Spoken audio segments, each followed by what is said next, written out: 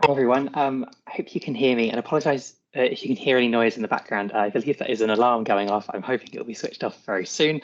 Um, Welcome to the second Impetus Open Call webinar. For many of you, this will be the first, but this is our second Open Call webinar, which will take you through kind of what the open calls we have running are for, the different challenges that we have available, and the application process for those calls as well. So if we can move to the next slide, please. So as I mentioned, this is the second of two webinars. The webinar will be recorded and will be made available online at a later date.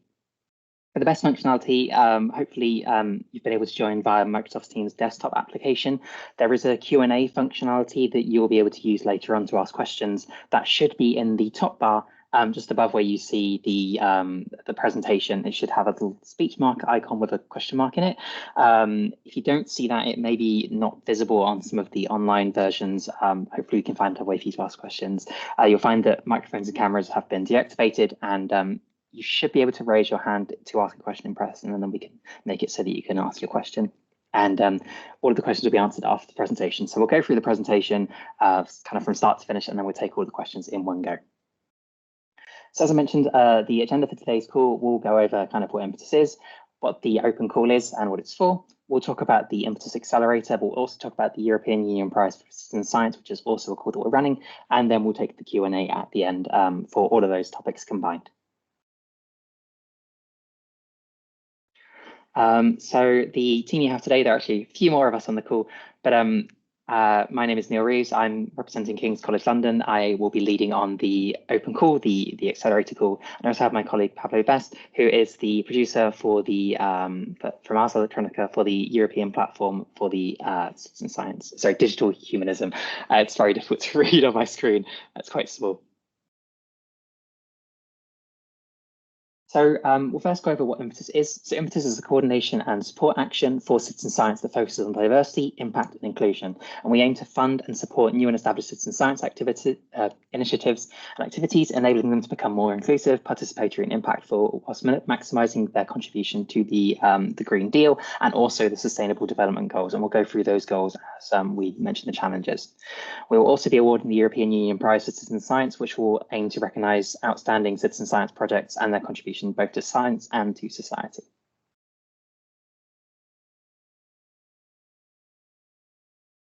So in terms of what the open call actually is, we have Impetus at the top, that is the project, and we effectively have two kind of simultaneous calls running at the same time, which is why they're simultaneous. We have the accelerator, which aims to fund both kickstarting and sustaining projects. We'll go over those in a little bit more detail later on, but effectively a kickstarting project is a project that's more or less new, and a sustaining project is a project that's already going and is aiming to extend its activities. And then we also have the European Union Prize for Citizen Science, which kind of has three areas. It has the Grand Prize or the Grand Prix, it has diversity, and it has a digital communities section as well. And the idea is that we fund these annually, both for the prize and the accelerator for 2023, which happened last year, this year, 2024, and also for 2025 as well. So we'll be running this all again next year. So when we're talking about this, some of you may have the question of what is citizen science. It's actually a very good question and can be somewhat controversial. We take quite a broad view on it, and we consider citizen science to involve the public participation in citizen or scientific research activities where the citizens actively contribute in some way to science. That can cover a range of activities, but generally speaking, we're looking for projects that have the intention to contribute to research, to produce new research-based knowledge, and for activities to be carried out by participating citizens. So you may ask kind of for a bit more detail on that, what citizen science initiatives are. We aim to seek and support, we aim to support a range of specific citizen science activities. That may involve areas such as environmental science, social science, digital humanities. This list isn't by any means exhaustive, but this is a kind of idea of the sorts of areas that align best with the types of challenges that we have running at the moment. These may incorporate the characteristics of citizen science as defined by the European Citizen Science Association. It may involve science and research communication or public dissemination. It may involve the citizens engaging in that communication. It could be more artistic, could be participatory art. It could be science education that also engages citizens. It could be research-driven science engagement. Or it could be other types of activity as well, where we involve stakeholders, we have policy impacts and things like this. Our aim isn't to provide general support for organizations or projects, but to select citizen science initiatives and activities that align specifically with our challenges. And we'll go over what those are in a second. So if you are a project that aims to support citizen science more generally, that's unfortunately not something that we're able to support with. The funding structure and the accelerator structure that we have are designed to support with specific challenges. And that's what this call is about. So I mentioned the accelerator. The accelerator is a 7-month project. It aims to support projects that run between the 17th of June 2024 and the 17th of January 2025. We'll be providing either €20,000 of funding for new projects, those are the kickstarting grants, or €10,000 for established projects, which are the sustaining grants. You'll be assigned a mentor whose aim will be to guide you through the entire process, and they'll be there to support with any questions or anything you need. We'll also be providing extensive training and support suitable to your needs. So there will be a kind of bootcamp process at the beginning, which will provide you with some basic training, but there'll be additional training later on. And your mentors will be able to point you in the direction of different materials and things that will also be able to support you there. And then the idea is you will have regular meetings across projects to enable peer learning, so to enable you to communicate with one another and to learn from one another. And because we have this accelerator structure, we really do ask that you consider how IMPETUS can benefit your project as a whole. We're not just looking to give out the funding. The aim is that we support and kind of nurture you to achieve your goals. There are a number of funded projects from last year available on our website. I don't know if you'll be able to access this link, but I'll try and put it in the chat for you so that you can see the kinds of projects that we funded previously and the kinds of things that they looked at to give you a better idea of maybe the structure and how it works. I'm just going to put that in the chat, so hopefully you can. And the aim is that we will fund 36 kickstarting projects and 10 sustaining projects this year, so a total of 46 projects. So during the accelerator, there'll be a number of things that you have to do. The first is to implement the 7-month project as agreed and specified in the contract. So if you're successful during the application and review process, you'll go through a negotiation process during which a contract will be written up and you'll be expected to implement the project as agreed there. During the project implementation, you'll attend training sessions, you'll attend at least one of 2 apparative meetings, you'll attend monthly update calls with your mentor, you'll provide some pictures and text on your project so we can disseminate it. Where possible, we'd expect you to present the project and we would expect you therefore to allocate some of your budget to outreach activities. To acknowledge IMPETUS funding, and we'll obviously support you with that and show you how that can be done. To participate in an impact assessment activity, which we will also support you with. So impact assessment activities, there'll be more than one. And also to present your progress at the mid-term point. And then at the end of the project, there will be a number of other steps that we'll be expecting you to complete, which is to provide a formal report that outlines the activities and achievements that you've engaged in, to compile a qualitative and quantitative impact assessment report, which again, we will support with, to create a short video and an article about the project, attend an interview with and provide feedback to the IMPETUS team, and then also to present your results at a final review meeting as well.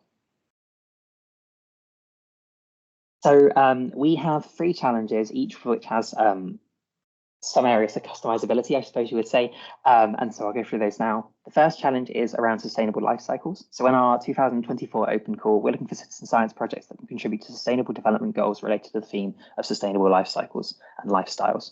Specifically, it's lifestyles, isn't it? Not life cycles. I know I keep saying life cycles. Specifically, we're interested in projects that address one or more of the following topics related to the 2nd, 3rd, and 12th Sustainable Development Goals. Now, if you want to, you can Google these. They are quite widely covered online, or use another search engine if you prefer. But just to give you an idea, Sustainable Development Goal number 2 is around food. So it's around fair and sustainable food production, access to safe, nutritious, and sustainable food, and the cost of living. Number 3 is around mobility. So we're looking at active travel, things like walking, cycling, and sustainable transport, reducing pollution and improving air quality. And then number 12 is around waste. So the use and management of natural resources, circularity and recycling, that's where I got life cycles from, and reduced consumption and waste.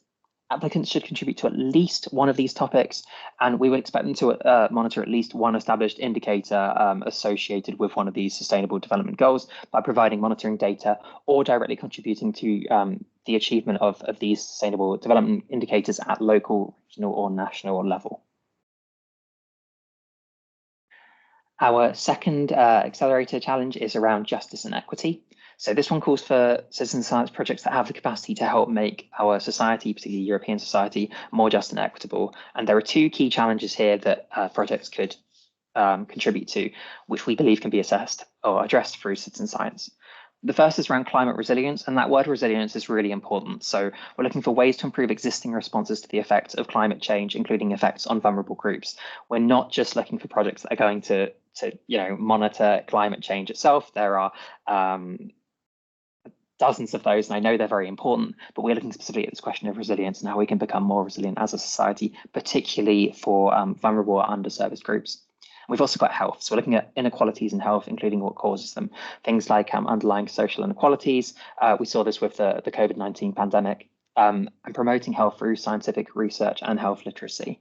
So we're looking for applicants to implement projects to contribute to research that enables solutions to at least one of, or preferably more of these issues, and projects that address topics in social and artistic research are explicitly included in this course. So it doesn't necessarily need to be the more traditional scientific research if it's more around society or art. And then our third challenge is around citizen science for and with communities. So we want to support citizen science initiatives that are developed by and for communities. So we're talking about any topic, really. It doesn't necessarily need to be linked to one of our first two challenges, but we're looking for something that's developed and led by citizen scientists in a bottom-up fashion. And we need projects to have evidence support for their community to be eligible to apply.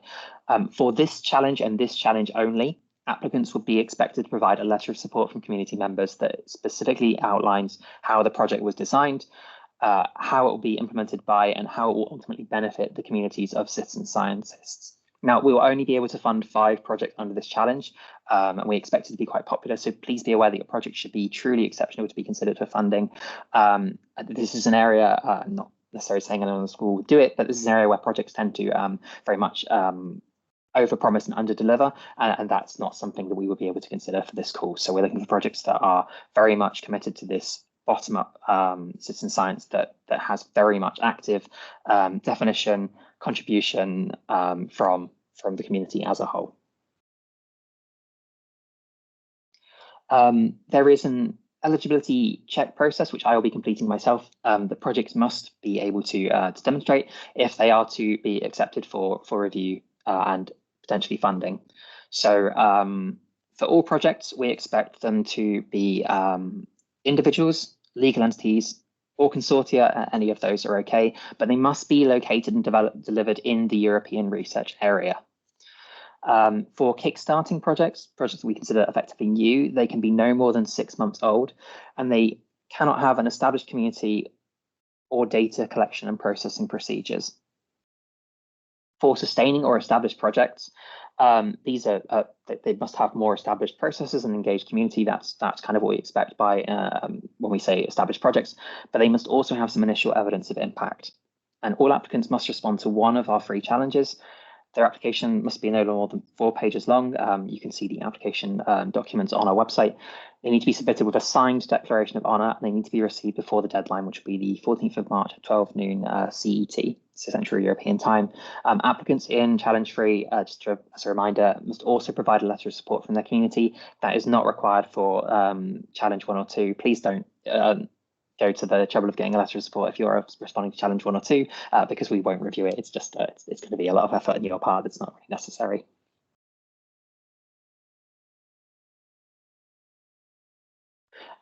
So our application form will cover 4 areas, and each of those will be assessed individually. So one of them is around the idea, the plan that you have. One of them is around the implementation.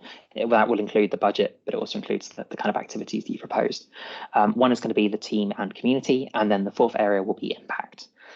Each application will be reviewed by at least 2 experts, and it will be scored on a 5-point scale for each criterion. We'll be reviewing up to 92 applications with the highest point score, but they must have no less than 3 points in each area to be invited for review and then interview. And there is a detailed list of the criteria available in our guide for applicants, which again can be found on our website to help you understand kind of what each of these ideas involves and what it's really assessing. So just to give you some ideas from our application form, and this will all be printed on the application form itself, there are some areas that you should really bear in mind. These will be considered at the eligibility check, and applications that don't adhere to these will be rejected. So the first, the template can't be changed. When you're submitting, download a copy of the template, remove the cover page, which will include this text, and then answer the questions as they are. Please don't change the page layout or the margins. You can change the size of the response cells. The idea is that the application itself has an overall length of 4 pages, but individual questions can be made slightly longer or slightly shorter. But we did write the application form such that the size of each cell is roughly equivalent to the kinds of response that we're expecting, although that may vary from proposal to proposal. You can adjust the title font size if your font title is longer than 1 line. That's okay. There is a maximum length of 4 pages. Don't add appendices. Again, we won't really look at them anyway. There'll be a chance to address these things at interview if you're invited, and also at the negotiation phase as well. Please answer all of the questions. Don't delete any questions or any parts of the questions, or resize any questions just because you don't feel they're relevant. If they're there, we consider them relevant and you will be assessed against them. The font size shouldn't be changed. Links to external documents aren't allowed.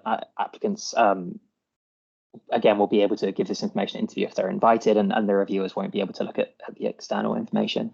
The budget must be either 20,000 euros for kickstarting grants or 10,000 euros sustaining grants. Anything in excess of that will be rejected. And you can include visual elements if you like, but they need to remain readable. I would suggest that it's going to be quite difficult to include them on the application form, but if you do feel they're essential, then you can do that. And we'll expect you to upload your proposal for our online submission platform as a PDF. And there's further information on that on our website as well. It's the EasyChair platform.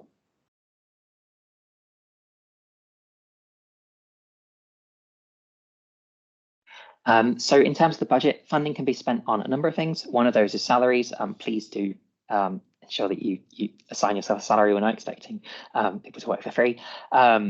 Equipment, where it's relevant, consumables, travel, subcontracting if necessary, and indirect expenditure, which is 25% of total costs. But I believe, if I recall correctly, that cannot be applied to subcontracting. Activities can't receive double funding. We do accept that there may be synergy with other sources of funding. So, for example, you may have some, especially say the sustaining projects may have existing funding that they're using to run the projects, and they may be looking for additional funding to run extensions to that project. That's absolutely fine. If the additional funding is used for complementary purposes, we don't have a problem with that. But if you're already getting funding for equipment, we wouldn't then expect you to get funding again for that same piece of equipment. We do encourage you to fund salaries to accommodate the schedule of the accelerator, which can be quite demanding. So this is our submission platform, which is EasyChair. It's not quite as daunting as it looks. We've chopped up the different parts of the submission form here so you can kind of see it on one slide. So when you first click through to EasyChair, you'll see something along the lines of this first box, which will ask you to log into the Impetus for CS platform. Now, EasyChair is quite generic. It doesn't have a great deal of opportunity for customization, which is kind of by design, but that does mean that other than this initial quote of the project title, you won't see anything that explicitly links to Impetus. Please don't panic. That's how EasyChair works. Once you log in, you'll click through to an application form, and you'll see this form. So you'll be asked to include the author details, the title. There'll be a couple of multiple choice options from the form, and then you upload your application, and that will be how the application is completed. So the submission does continue. Most of this is multiple choice kind of functionality to allow us to assign your application to the correct reviewer, and also for some of our internal checks. You will then upload your application form, which must be no more than 4 pages. I believe EasyChair will reject it if it's over 4 pages. A declaration of honour, which again must be 2 pages, and again EasyChair will probably reject it if it's over 2 pages. And if you're submitting to the third challenge, you'll also be expected to submit a letter of support. If you're submitting to the first and second challenge, that won't be necessary. So to briefly summarize how to apply, the first thing is to check that you're eligible, and we have a web applet on our website that will allow you to do this. There's some quick questions that you answer, a little flowchart, and it will tell you if you're eligible or not. Download the core documents and read them carefully. So there is a guide for applicants. There is an FAQ that will answer probably most questions that people have. If you have additional questions, then you can email through to us, or we're also allowing people to book in a one-to-one call. Details of that can also be found on the Impetus website. Then fill in the application form, head over to EasyChair, enter your details, add the form, submit, and you should get a confirmation email after that. If you don't receive a confirmation email within about an hour, please feel free to reach out and I can confirm if your application has been submitted or not. So to briefly summarize the review and selection timeline for the accelerator, we will be commencing the eligibility check when the call closes on the 15th of March. That will run through until on the 14th of March, and then we'll start on the 15th of March, which will run through to the 21st of March. That's when we check that all the eligibility criteria are met. We'll then start with our expert review process. That will run from the 22nd of March to the 11th of April, and it will be reviewed by at least 2 experts if the projects have been deemed to be eligible, following our 4 criteria. Again, you'll be ranked from 1 to 5 in each area, and applications need to have at least 3 points in each area. And it says here 12 total points. We'll actually be taking the top applicants each this time, but generally they'll need at least 12 total points because it will need to have 3 in each of these areas. The interviews will then run between the 15th and the 26th of April. So shortlisted applicants will attend a 20 to 20-minute interview. Interviews invitations will be sent by, I should say, the 12th of April. So we will have quite a tight turnaround on this. Interview dates aren't negotiable, unfortunately. The interviews will be conducted on Microsoft Teams. We will be assigning the interviews at sensible times of day. So if you're in a time zone where you're slightly later in the day, we wouldn't expect you to stay late. Final application selection will take place on the 29th of April. The Impetus Consortium will select the successful applications, and that's when our negotiation process will take place. So you'll be informed of if you've been successful, and if you have been successful, you'll be invited to commence the negotiation phase. As part of that, there'll be a boot camp, which will run from the 3rd to the 14th of June to prepare you for the accelerator. And then the accelerator itself will run between the 17th of June 2024 to the 17th of January 2025. And that's when you'll implement the project that you've applied for. I will now hand over to my colleague Pablo, who will talk about the European Union Prize for Citizen Science. Thank you, Neil, for the presentation. I'm Pablo from Electronica, and we are responsible for delivering the European Union Prize for the Citizen Science. Here, we need to mention that we are looking for citizen science project or initiative in all the angles that demonstrate outstanding examples of both citizen engaging with science or research and scientifics and researchers engaging with the society. As you could see in the screen, this is the prize structure that we deliver each year. Also mention that each year we have an independent jury that is going to review your applications. As you could see in the structure, we have the grand prize, that is the best of everything. Actually, there is no topic or content connected with the grand prize. The winners will receive 60,000 euros, and then we have the Diversity and Collaboration Award and the Digital Community Award that both are both will get 20,000 euros for the winners. And then at the bottom you could see the 27 honorary mentions without a money prize. And here we are trying to represent all the great citizen science initiatives that are going across the European research areas. Then the next slide is what I just present, and you can actually see more information in the website. So I'm gonna skip this one. Now I'm going through the award criteria for the European Prize for Citizen Science. And here I need to mention first that all of these criteria that I'm going to describe in this slide and in the upcoming one have the value of 5 points each.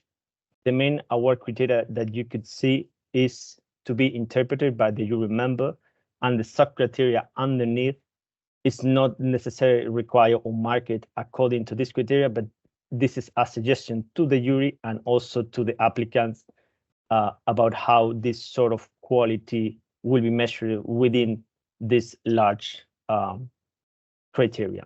So I'm going to go through all of them. The first one is the scientific quality, and here we are looking for the scientific aspect of the project. If it is clear, if it's well done, is also if has produced new knowledge.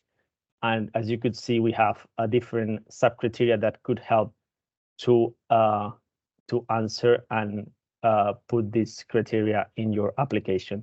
The second one is the social quality and policy, and here we are looking at the aspects, especially in the policy and social priorities for the European Union, but also more generic in social innovation or community. Then the third one is diversity and collaboration, with also the same value of 5 points as the rest. And here we are looking at how diverse the partnership or stakeholders and how the community engage, quality and the amount of citizen science involved in the project or in your initiatives. Also really important here to mention the gender diversity, social inclusion, or the cultural diversity. Then I'm going to go to the next slides with the communication and dimension criteria. And also, as you could see, these 5 points would be valid for the jury. And here it's quite important since it's an evidence in how you communicate the project in your submission. And here we are looking for like quality and clarity of the communications to the public, the quality of the community outreach activities, STEAM and science education aspects, or the accessibility and reach to the diverse citizens. Then we have the next criteria is innovation and creativity. Here maybe it's actually really clear what we are mentioning, but we're talking about creative scientific methods or way to engage with the community, artistic approach, participatory approach, and innovation in terms of technology. And we have this extra criteria, which is the European dimension that relates to the policy of the European Union and how the project or your initiative contributes to that as well. Here we can mention, for example, the Green Deal or the new Bauhaus. Now, after the criteria, I'm going to go a bit for the categories prize that we have. As we mentioned before, the grand prize, there is no topic related or content, will be the most excellent submission to the prize. Then we have these 2 category awards that are still evaluated with the same criteria above. Also, the grand prize will be evaluated with the criteria we mentioned in the previous slides. So here, take in consideration that you don't need to create multiple submissions. It's only one submission that would be evaluated for all the different prizes, including the non-monetary ones, which are the honorary mentions. But for these 2 categories that, for example, this one is the diversity and collaboration award, there is a thematic focus to win this category. As you could see here, the main focus criteria is diversity and collaboration. So projects that are outstanding in social inclusivity, community engagement, transdisciplinary would be the ones that we are looking to award in this category. Then the next one is the Digital Communities Award. And as you could see here, we are also looking for this social quality and policy impacts. So here would be projects that work either on digital transformation or as an area of research for instance use tools, digital tools, in innovative ways to do citizen science, and the importance of these criteria, not to be the outstanding ones for the social equality and policy impacts. After this content explanation for the European Citizen Prize, I'm going to go for the more practical terms, the eligibility. And one of the most common questions that we are getting in the citizen science email is about the country eligibility. And here we need to mention that all the initiatives and projects that take place in the European research area are eligible. Actually, this year in the IMPETUS website, also in the Accelerator one and in the prize, we made a list with the countries that are eligible for this year prize and Accelerator that could help most of the applicants to know if they are eligible. No, the most important thing is the initiatives and projects should take place in the European research area. Sometimes there are projects that are with transnational collaboration, and one partner maybe is from US or Switzerland. For example, these two countries are not eligible, but this doesn't mean that the project is not eligible if the activities are taking place in this European research area. Then the submitters could be a natural person, group of natural persons, legal entities, or group of legal entities, also the communities, but here we ask to choose an authorized representative for the submissions. And this is actually really important in terms of the eligibility. All the projects must be either ongoing, complete, or far enough along in their design for the jury to be able to assess the quality and the impact not older than 2 years, or if completed more than 2 years ago, must still show a significant update or further development to the active work in this time frame that we mentioned. And also to clarify here a bit more, the prize is for existing citizen science initiatives or project, not for potential application. Then continue with this eligibility. We have the funding, the projects or the initiatives with funding from Horizon Europe or other European Union funding or national or local or whatever funding scheme are eligible for the prize. There's no problem with the funding. Also, the IMPETUS Accelerator program participants are eligible to receive the prize.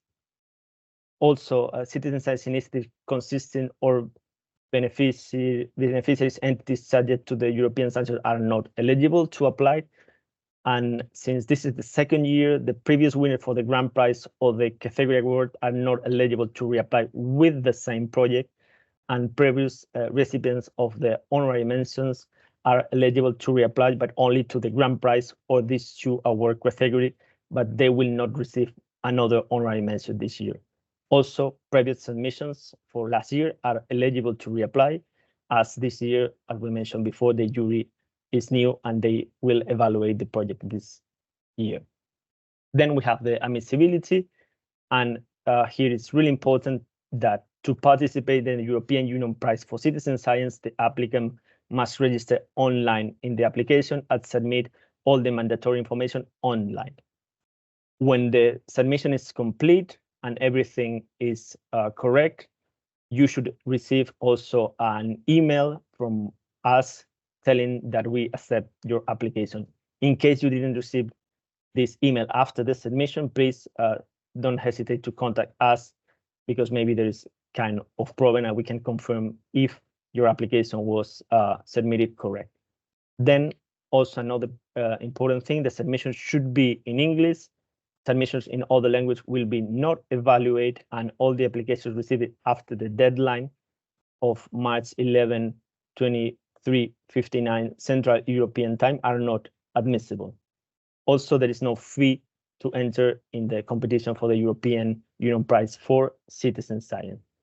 Any question regarding the eligibility and admissibility, please, you can contact us in the email you see in the slide.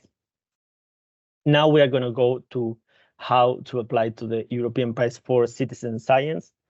And here, the most important thing you need to do before you start with your application is, for sure, enter in the website, read all the criteria, all the eligibility that is in your application, and it's also according to your project. You need to create the account.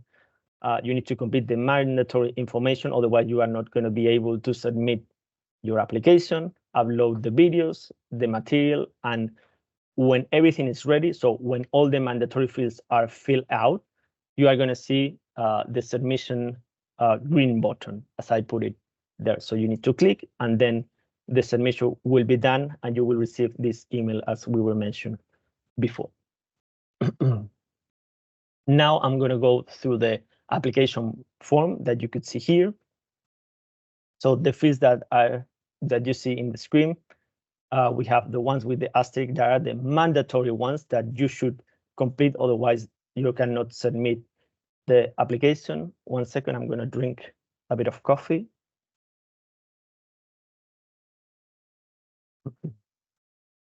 So the first field that you could see in the application form is the title of the initiative, which is here really clear.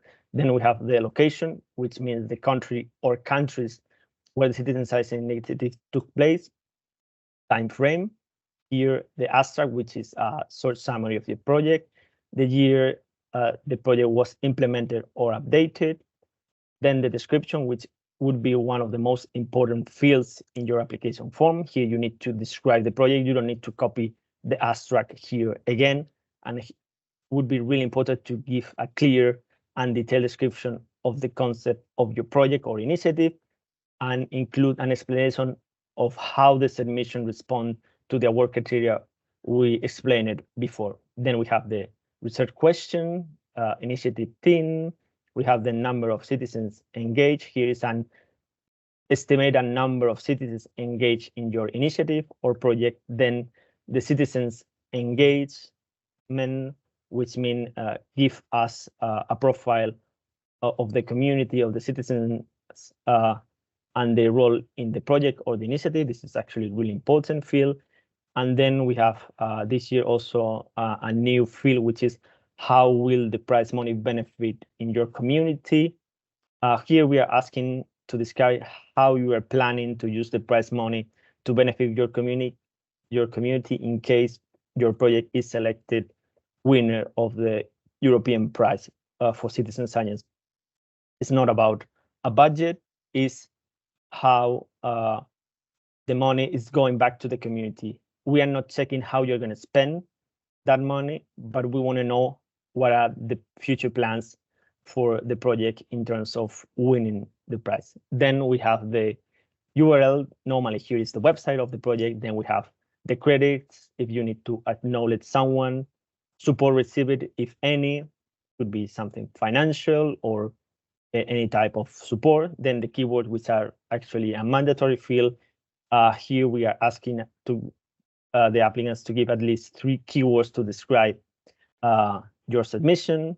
Then we have the research discipline. Here we are asking is more an internal one to know where the citizen science initiatives are coming. So don't worry about it, but actually for us would be really beneficial if you can reply. Then we have software and hardware.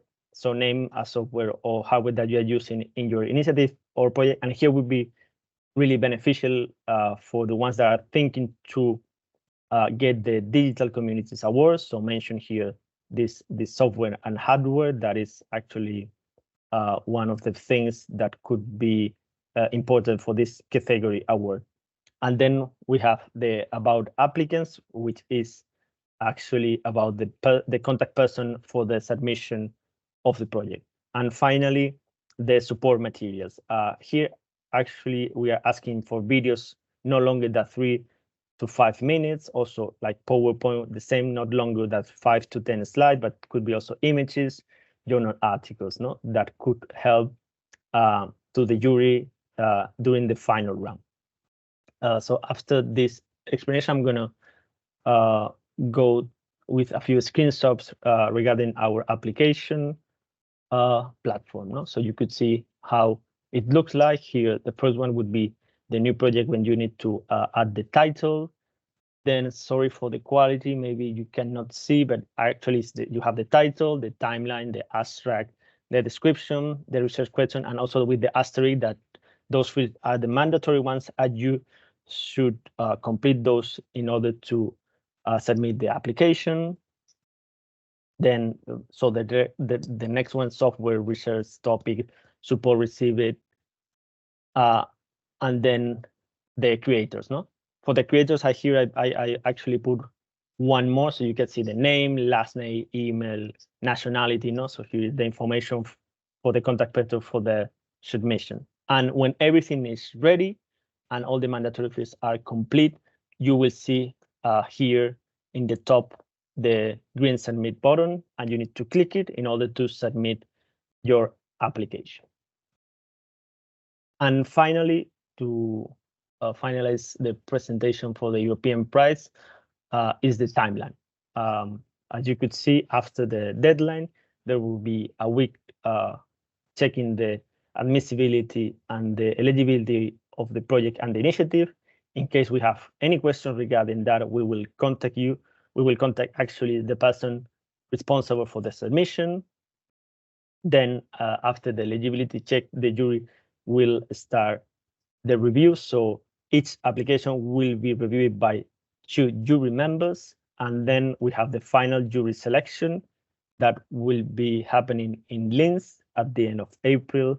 And all the submissions with a score higher than the threshold of 20 out of 30 points will be reevaluated in this final selection in Linz.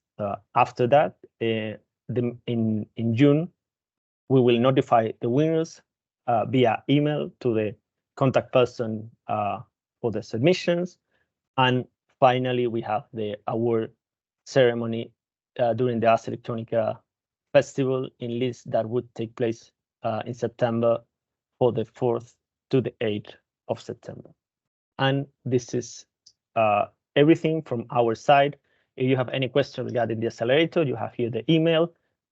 For the price the same, and in general for the project, you can actually contact us, and let's start the Q&A, which I think is the most interesting part of our presentation today.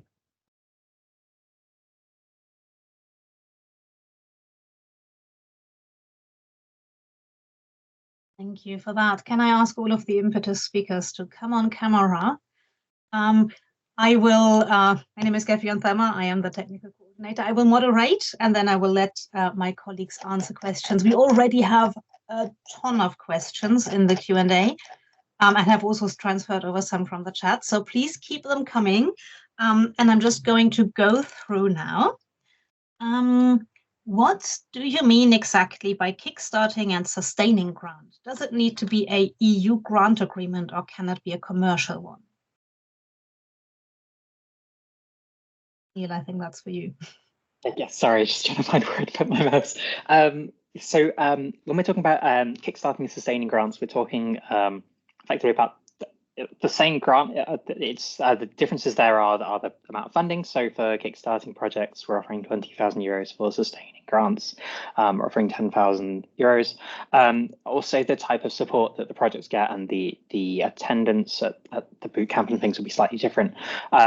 In terms of the grant agreement, that is a specific agreement signed between the project and Impetus.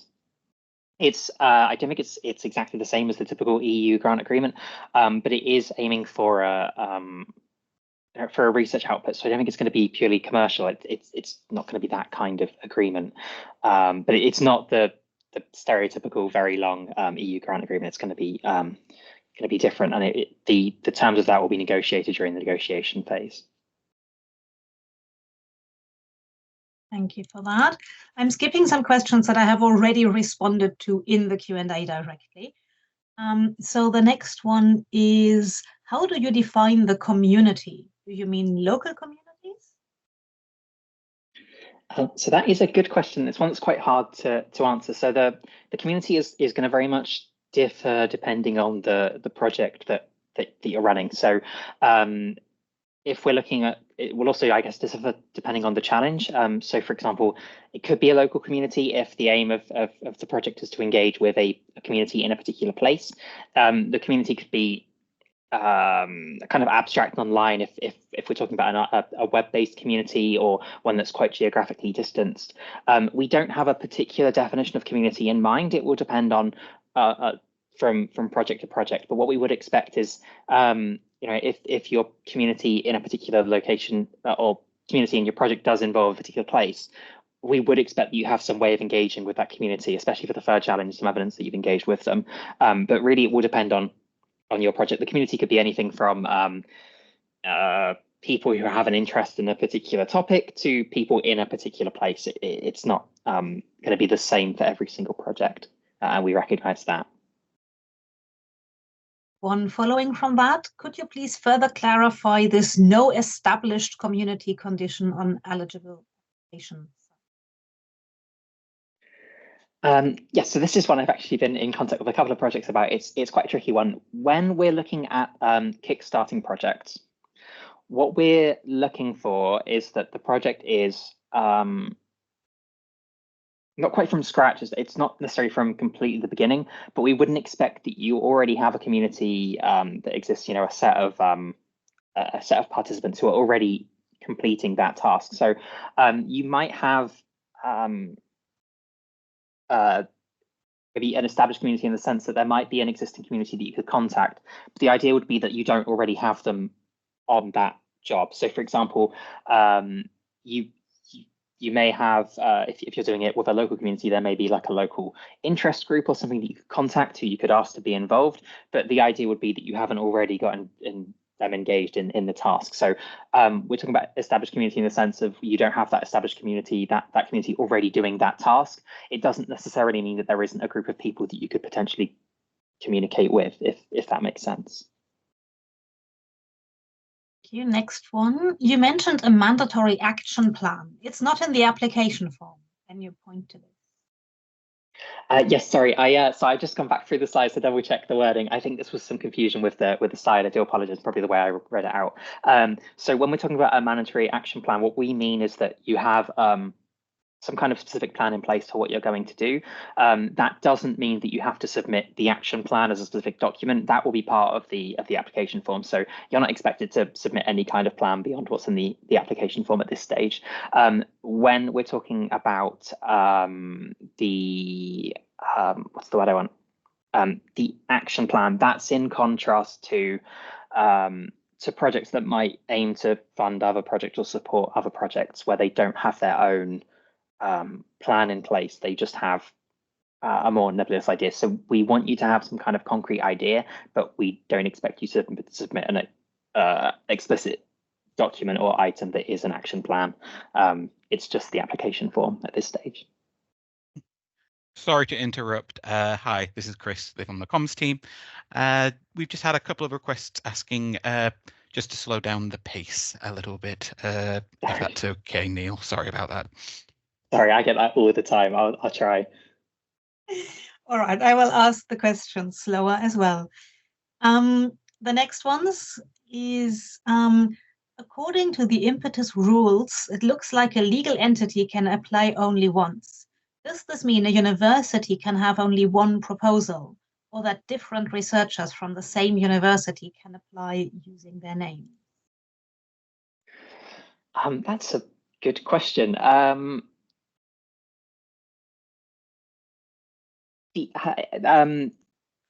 guess to give you the honest answer, it really depends on who that person is representing. So if you had two applicants from a given entity, two applicants who are representing the university, we would expect only the one proposal.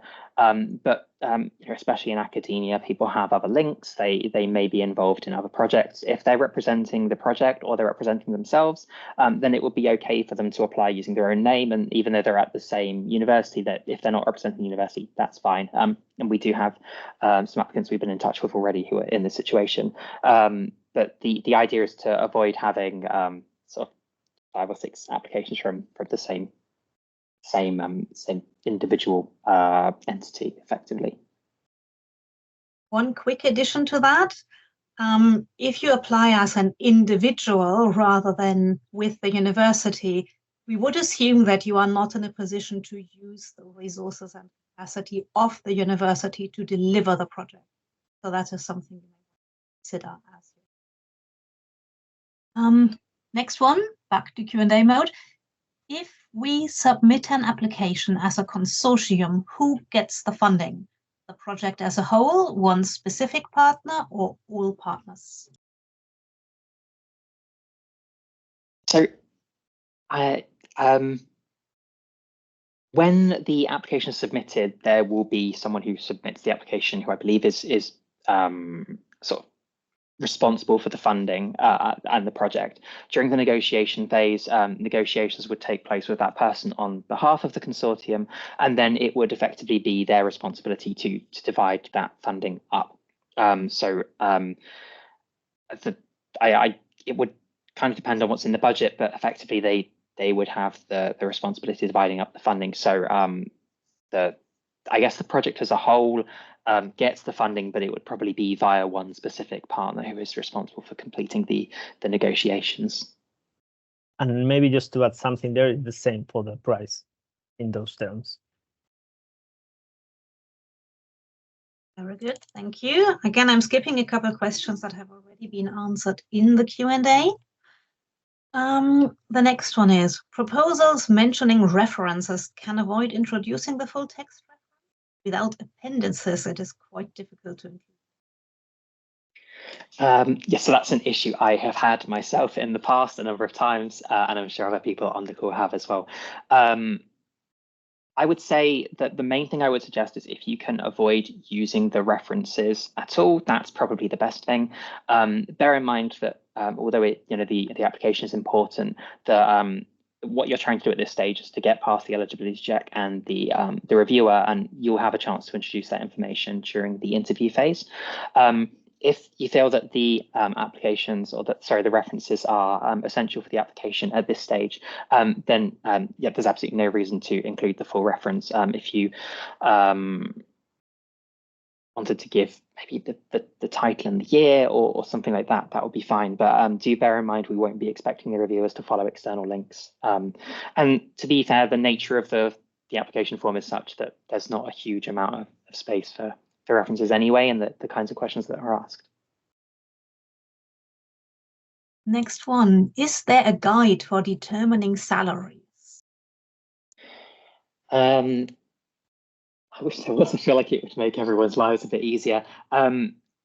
We can't provide a guide for determining salaries, unfortunately, because that's going to depend on a lot of things, including kind of who the entity is that's applying, where they're from. Different countries probably have different rules on this and things like that.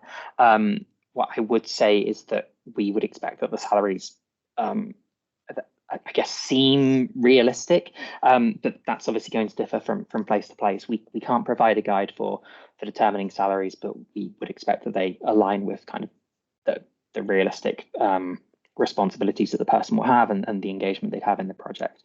Just to give a bit of context on kind of what I mean by that, a previous call I was involved in, we would have people apply where they were meant to be developing an app, and then they would only assign a tiny bit of money for that. Obviously, if the salary doesn't look like it matches the task, then that would be something that potentially the reviewers would comment on, and it could mean that you wouldn't go through to the interview phase. But the main point at which all of these things will be ironed out is during the negotiations. So there will be a negotiation phase if additional kind of clarity is needed on these points. Just to follow up on that, just directly from that, about salaries, are expenses for freelancers allowed? For example, lawyers, scientific consultants for the social, environmental justice, etc. Yes, we do have one of the categories that applicants can, one of the areas in the budget, I can't think of the word I want, but on the application form, you'll see this. There is an area for subcontracting, and I think the freelancers would come under that. There are some specific rules associated with the subcontracting, which slipped my mind at the moment, but that would be explained in the guide for applicants. Thank you. The next one is, I think, a follow-up to it, or a duplicate of something we have already asked about different people from the same institution. But the first part of it, I think, is still relevant, which is, what does it mean to apply as individual? Are there constraints? Yes, I think Gethian kind of hinted at this just a moment ago, or I think actually explicitly said this. So for applications as an individual, the resources that we would expect you to kind of have up front would be one constraint. So we're not expecting like an individual to have access to the same kinds of equipment, support and things like that as maybe a university or a business or an NGO. Additional constraints would be, I don't know if it's a constraint. We would expect potentially a bit more evidence, probably at the interview phase, that you are in a position to complete that project. You know, if someone applies from university X, then we know that the university has a track record of completing that research. If someone applies as an individual, we would probably expect them to be able to provide some evidence of that at that point, that they can complete that. I can't think of any other specific constraints that would be associated with applying as an individual. Obviously, there would be differences in terms of the budget. You would probably have a higher salary, but there may be more subcontracting. But that would be obviously down to the application, your project idea, and kind of what your plan is. Thank you. Next one. We would like to apply for the sustaining grant to further disseminate and for further dissemination and outreach of our Horizon 2020 citizen science project. Are material costs such as running ads, influencer campaigns, etc., eligible costs under the sustaining grant? That's a good question. They would be eligible. I mean, but there's no reason that those costs couldn't necessarily be eligible. I think the issue would come into how much of the funding is being put aside for those specific things. So bear in mind that the sustaining grants are only 10,000. I mean, only it's still a large amount of money, but they're 10,000 euros. If let's say maybe 9,000 of that was being put aside for an influencer campaign, that would potentially put into question whether the remaining funding could be used to complete the tasks. We would consider these on a kind of case-by-case basis, but although there's no reason the costs shouldn't be eligible, it would very much depend on the size and the proportion of those costs. Second question on that one, could you estimate the capacity needed for reporting in the sustaining grant? I can take that if you want, because I don't think out of that. So we are trying to keep the resources required for reporting as small as can be, and that is especially sustaining grants because they are smaller. The things that you need to do, as Neil explained in the presentation, is you need to engage in the impact assessment. You do need to engage in trainings, although not as much as you would for a kickstarting grant. And you do need to hold a presentation at the midterm review and write a final report at the end. I can't give you an estimate exactly how much time that will cost, because that highly depends on what you will actually do. But those are the things that you should budget for. And in the guide for applicants, we provide a bit more detail on exactly how many hours of training and so on. So I would recommend having a look at that and then checking how much that means for you specifically.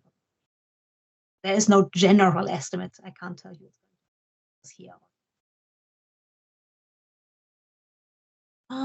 Next question. Can a sustaining grant be used to launch the first 7 months of a new 3-year project? Or would that count as general funding you said was not permitted? I think it would somewhat depend on the nature of the project, but I think launching the first 7 months would actually probably be a kickstarting grant if it's a completely new project. That's fine. I know that the previous projects that we funded have gone on to seek additional funding or to continue the project. That's absolutely fine with us. What we can't do is promise that you know that additional funding will be available, because it's going to very much depend on kind of what calls are available at the time and you know, timelines and things like that. But in principle, there's no reason that a project that runs for you know, a kickstarting grant couldn't then go on to seek additional funding to maintain the the project moving forward. Yeah. Just a quick comment, Giffian, sometimes your microphone is fading in and out. I'm not sure if there's something that can be done on your end, but yeah, we just had a comment just that some words are not coming through. Probably cannot fix that on the fly, but I will try to speak a little bit louder so you can hear me regardless. Next question. What are your expectations in regards to the scale of the project? How many citizen scientists would you expect us to involve? How large of an impact would you expect, for example, to publish a research article at the end? How big of a presence would be appropriate for the project to have, for example, on social media? That is a very good question, and one that I probably can't give a satisfactory answer to, but I'll give it a go. To be honest, the scale of the project is going to depend on the project activity. So, a project that involves a small community in a local area, we're likely expecting a smaller scale than a project that is supposed to cover all of Europe online. To be fair, I'm not saying that anyone should run a project that covers all of Europe online, just as an example. So, the number of citizen scientists specifically would again very much depend on the project. We would expect kind of a suitable number. I realize that's not a good answer, but if you're running, say, I don't know, like a BioBlitz where the aim is to monitor species in a particular area, you would expect to have at least enough people to satisfactorily monitor the people in that area. So that's the kind of thing that we're looking at. In terms of the impact that you'd need to publish a research article, that really depends on where you want to publish. I wish there was a good answer for this, because I've fallen foul of this many times, where there weren't enough participants in a paper and it got rejected.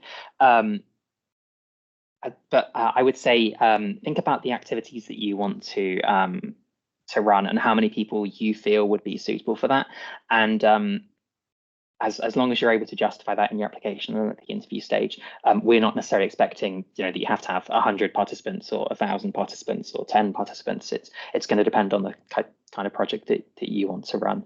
And then finally, in terms of social media presence, I don't know if there are specific requirements for reporting, but I know that that's not something that is necessarily linked to the success of a project. So from my perspective, if it's a project that doesn't have a social media presence as such, we may help you create one, but it's more that kind of the actual activity that we're mainly focused on, especially at this stage. For the Kickstarting grant, is a private enterprise eligible to take part in consortia? In principle, I don't see why not. Or I guess in theory, I always get them the wrong way around. As long as what they're engaging in is citizen science research, and that they're taking a part in that, I don't see why a private enterprise couldn't be. One thing we have had with this call and other calls we've run in the past is you get the occasional private enterprise or company that wants to produce a product.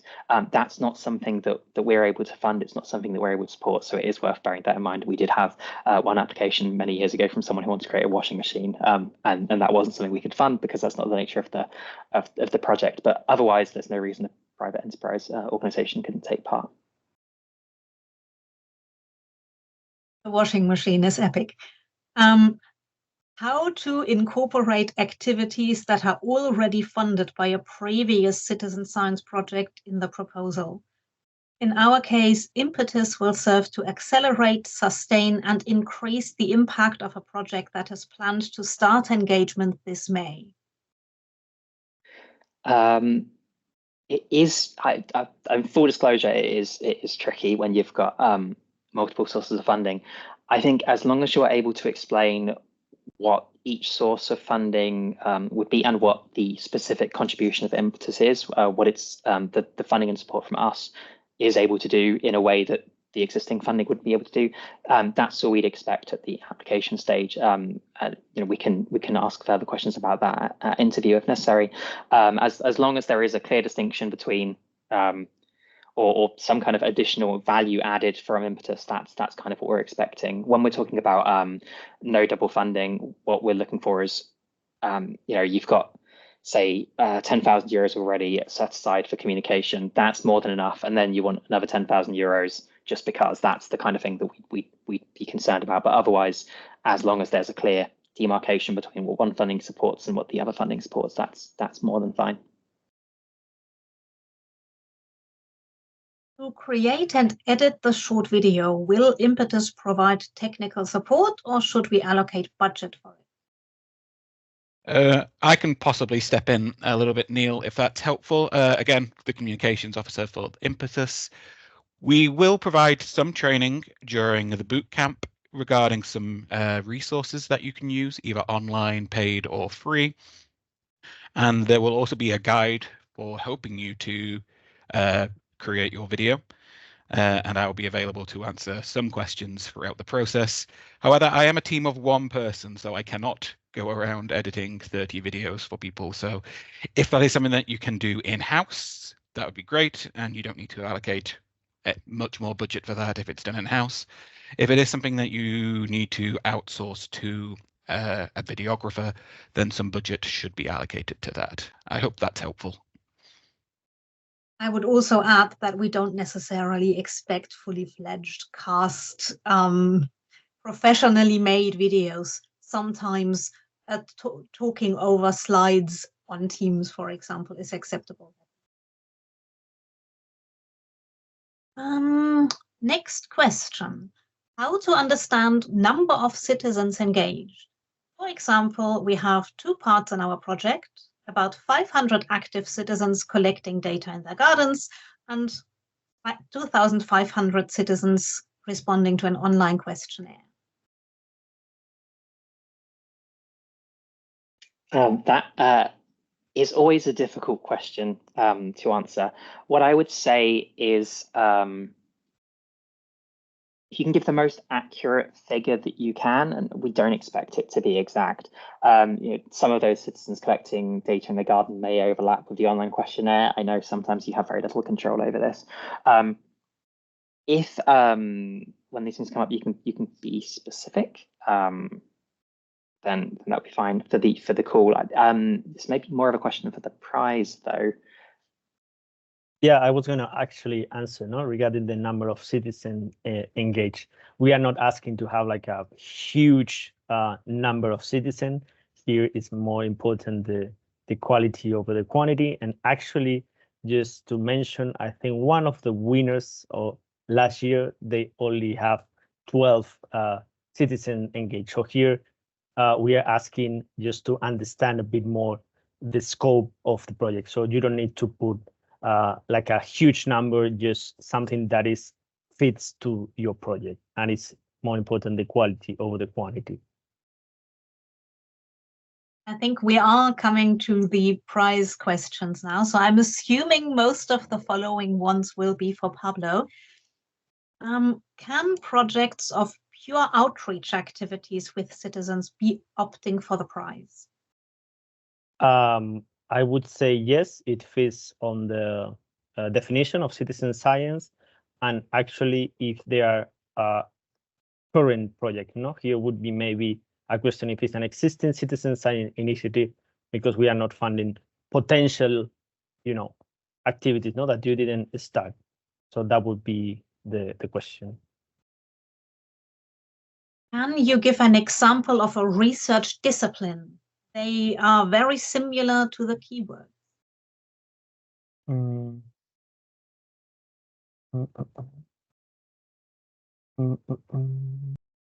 Maybe here I would need to think about it because I don't have now an answer to that.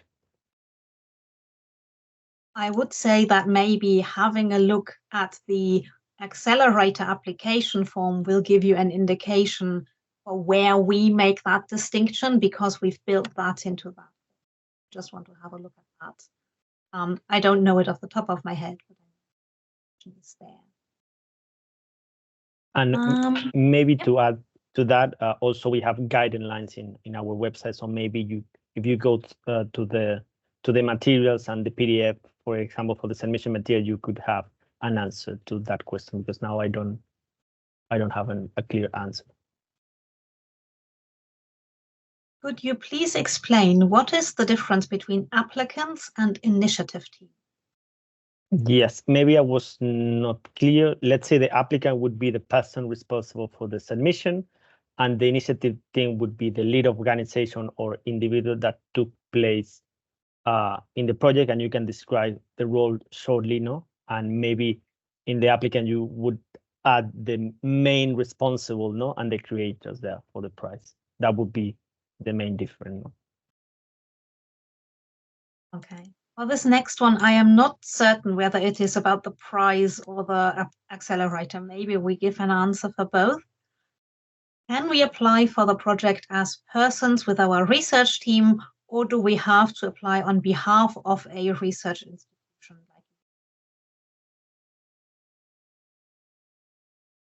So maybe for the prize, no, I think there's this possibility of community, no?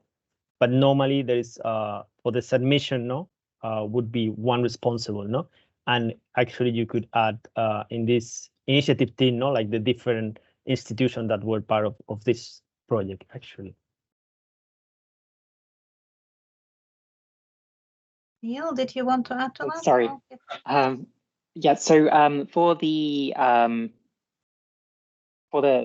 challenges, there's no reason that you don't need to be part of an existing research team or institution. Assuming that you're going for the kickstarting project. For the sustaining projects, we would expect that there is some evidence of some kind of research infrastructure there. It doesn't necessarily mean you're part of a research institution, but some kind of research project. There may be differences with the third challenge around the bottom-up citizen science, because if it really is citizen-led, it may be that there's very limited input from a research institution. But in principle, no, there's no reason that you would need to. In theory, I always get it the wrong way around. In theory, there's no reason you would need to be part of an established research institution to apply. Could projects funded by national funding schemes apply for the prize? Yes, we don't have any problem regarding the funding, so they can apply, yes. How many grant applications were there in the previous years?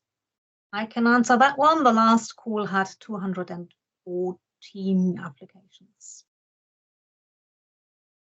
2 questions for the prize.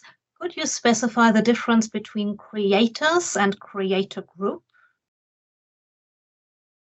Well, this is maybe a bit complicated, no? I would suggest a creator, no, is an individual, no, and we're talking about a community here.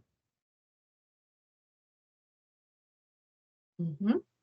And for ongoing projects, which year should be specified for the year the project was implemented or updated?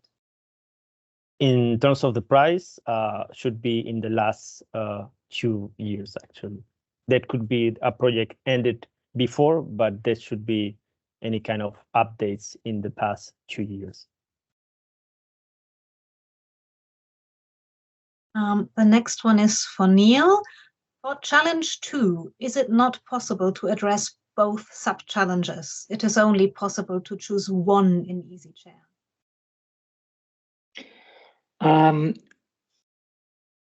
That's a good question. I guess in theory, there's no reason that you couldn't address both challenges if you were looking at climate resilience linked to health. I would say pick the challenge that is more relevant to your application. That's only mainly used to make sure that it's assigned to the relevant reviewers, and I'll be reviewing them for eligibility checks anyway. So there's no reason that you couldn't address both, but pick the one that's most relevant. If it turns out that both are equally relevant, just pick whichever. That's just a limitation of the Easy Chair interface.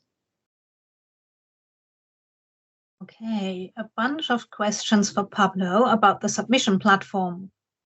The time frame of the initiative, what should we write there? If we have a project developed between 2022 and April 2024, what do we say?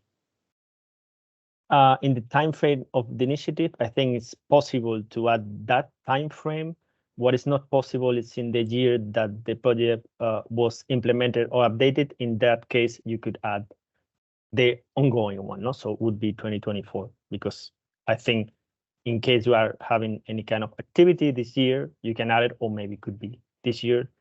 The only important thing here should be during this 2 last year, otherwise we will be not eligible.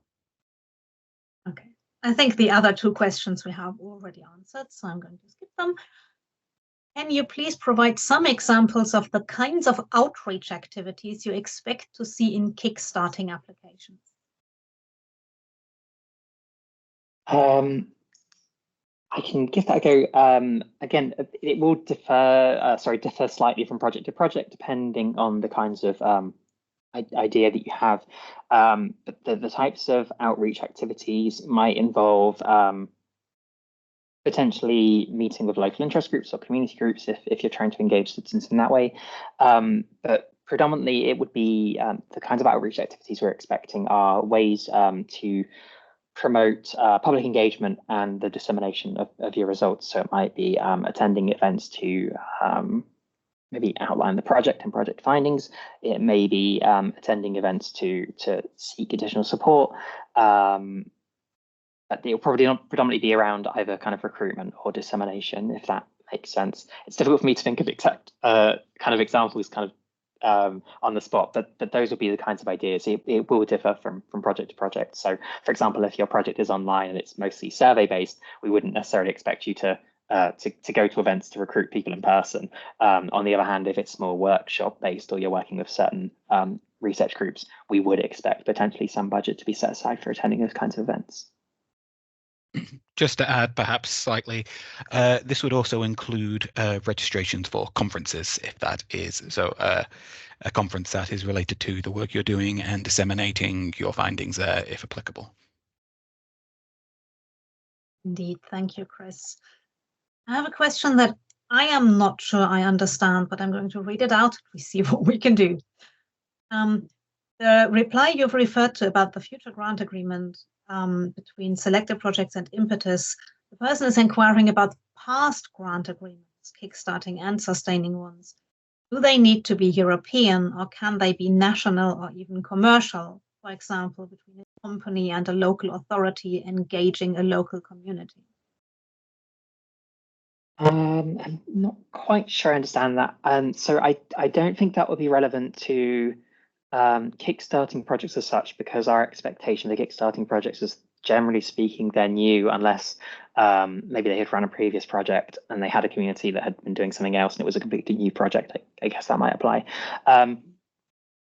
In terms of if this is a question around funding and making sure there's no overlapping funding, it doesn't necessarily need to be European funding. Other sources of funding would be relevant. So if there's national or commercial funding there, we would aim for no overlap. But I don't think, at least for the application stage, you wouldn't be expected to submit those grant agreements anyway. It may come up during the negotiation phase. No, those sources of funding don't need to be European grants, but at the same time, we wouldn't necessarily need to see them during the application phase. I hope that's answered the question. Thank you, Neil. I think the next one also refers to funding for consortia. Does it always need to be divided up? We would like to apply for funding our part of the work within the consortium only. I don't think it would need to be divided up if there's a part of the project where you want to extend the work of just that part of the project. That's fine. The time that might be an issue is if, for example, you were expecting to engage in activities that another part of the consortium had done, and you didn't have kind of a plan in place for that. But in principle, I don't see why. Sorry, I've done it again. It's in theory again. In theory again, I don't see why there's any reason that you couldn't. I'm just going to stop saying it now. Why you couldn't apply for funding for just one part of the consortium if it's to extend explicitly their work. That's okay. How would you describe the concept of a citizen scientist? How long do we have? So I think from the perspective of the call, it may be slightly different for the prize for the challenges. I would say a citizen scientist is basically anyone who engages with the scientific process in some way. That may be defining research questions, it may be gathering data, it may be helping to analyze the data, it may be disseminating the data, it may be more action-based, they're carrying out actions. I remember reading about a project once where the aim was to build a bridge or something, but this was to support the local area. It still counts as citizen science. The things I would stress is that I would say it's anyone who's not a professional scientist, or anyone who could also be a professional scientist who's not working in that area. And the science is the hard part, but usually I would expect them to have some kind of, typically engaging in actually like gathering the data from in some way is the typical way, but they could be involved in outlining the research questions or something like that. We take quite a broad view on it. Can you please be more specific about the letter of support from communities? Yeah, so again, that only applies to challenge 3, which is the bottom-up citizen science challenge. And the aim for that letter of support is that there is some kind of evidence that effectively what we want to see is that there is a community there and that they are engaged in the task, to be completely frank. So what we're looking for is it isn't in the guide for applicants, but it's basically a letter to indicate that the community is there, kind of what their engagement is and what they'll be doing more moving forward. I'll actually find the link to the relevant page in the guide for applicants and put it in the chat, or the relevant paragraph so that you can see. I think it is outlined there in a bit more detail, but effectively it's there to demonstrate that they really are engaged and they have that active part in the project. The next one is for Pablo. Could you clarify what is expected in the section on hardware and software for the prize application? Could hardware be a sensor or a specific device? Could software be a link to an online program? Yes, that is exactly what we are mentioning here regarding software and hardware. If you are using it in your project or initiative, you can name it here and explain it.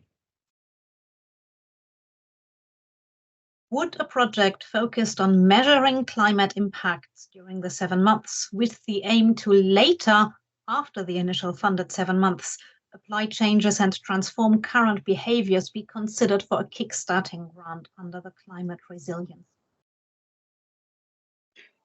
I think I won't say interior in principle. There's not necessarily an issue with that. As an idea, I think there would potentially be the 2 problems there. So one of the things that we'll want to see is some kind of evidence or plan for impact. And if the idea is to gather the data for 7 months and have the impact come later, that could be an issue. I think another issue would potentially be that if the aim is to do the 7 months, we have no guarantees. Unfortunately, I'm sure many of you know how research funding is, that there are no guarantees there will be funding available to continue that work. So although there's nothing in principle wrong with a project that's in theory wrong with a project that would gather that kind of data with the aim to make those behaviors, I expect we would want some kind of evidence of at least some impact during that time. But I can completely understand that the climate resilience may require gathering data about the climate, and that's not necessarily an issue in itself. I will take the next one. Is it possible to apply with 2 different projects and 2 different legal entities, but with the same lead person? In principle, it is possible to apply that way. In practice, it will not be possible to deliver that way. So while we may not even know that that is what you are doing when you apply, because that is not necessarily what we look for in our eligibility checks, it will not be possible for you to deliver 2 projects simultaneously because you cannot be in 2 places at the same time. you will need to engage in the accelerator and attend events and attend trainings, etc. And you cannot do that on behalf of 2 projects. And we also would not trust that, given the intensity of the process, it would be possible or feasible to do that for 2 projects simultaneously. So while in principle, in theory, you can apply that way, it would not work in practice. So I would highly disencourage you from trying. Next question. Do consortium members need to upload any additional documents or separate declarations of honor, or is it sufficient to upload only the one form for the project? So it's just the one declaration of honor. It would be the project lead, and then if additional documentation or proof is needed from consortium members, that would be handled at the negotiation phase. So at the application stage, it's just the one declaration. The next one is for Pablo regarding the creator group. Does this also comprise collaborators or cooperation partners from the community, or only the initiative team or persons in charge of? So I would say those people would be in the initiative team, and the creator would be the main, let's say, responsible. No, could be more than one, no, but don't put all of the people there. No, the initiative team would be more, the general, no, and the people responsible for the project would be actually in the creators. And I think we are down to the last question. So just checking whether there's anything else in the chat that needs to be transferred over. This one is for Neil. Do we understand correctly that we get the funding as a lump sum in 2 stages, at the beginning of the project and at the end of the project? Yes, I believe that's correct. Trying to remember. Sorry, I'm quite new to the project, but I think that's correct, yes. That is indeed correct. That was the last question I can see. I think that is also the last question from the chat. There's one more I can see about, will the recording be available? The answer is yes, the recording will be available imminently after we close here. So yeah, I think this is it for today. Thank you very much for coming. Thank you very much for all of your questions. There is one quick question from Paolo, although the question isn't there yet. So if you could please share that imminently, that would be fantastic. Thank you very much. Indeed, you don't have to ask whether you can ask questions. You can just ask the questions. We have another 2 minutes, so go for it. Just while the question comes in, I know there was a question around the letter of support. There is a letter of support template that you can download from the Impetus website. So if you select all application forms on the open call page, which is an orange button, I'll put the link in the chat. There is a document there that you'll download called the open call template, letter of support template, and that should help you with the letter of support. Thank you, Neil. I will say at the end that you can also email questions to us later. So this is not your only opportunity. Email us and the contact details are on the website. That question is in now. If one plan to have X number of citizen scientists involved and we succeed in getting only a fraction of them, would we still be able to get the final part of the lump sum? So that's quite a theoretical question. It would really depend on, I guess, we're not necessarily expecting you'll get the exact number. Citizen scientists are fickle beasts, shall we say. It's a bit like herding cats. We don't know how many of them will necessarily show up. I think it would depend on the nature of the project and the impact that you're planning to show. If you aim to get that many citizen scientists, you only get a fraction of them, but you manage to achieve some impact, you manage to do what you plan to do.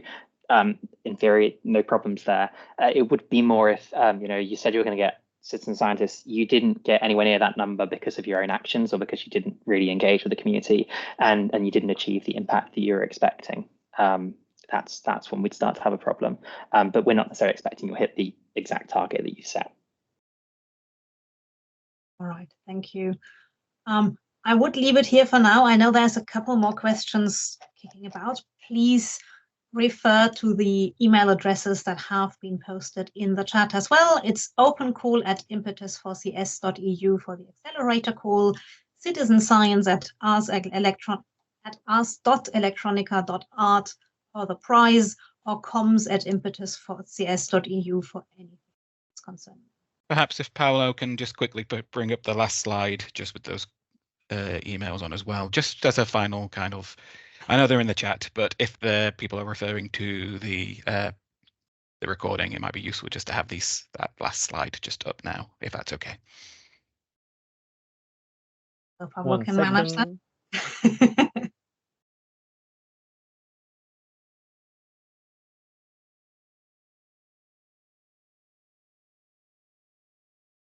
Thank you, Paolo. There we go. Thank you very much. Thank you all for attending. Thank you for your questions. The video will be online shortly, and we look forward to your applications. Very much. Bye.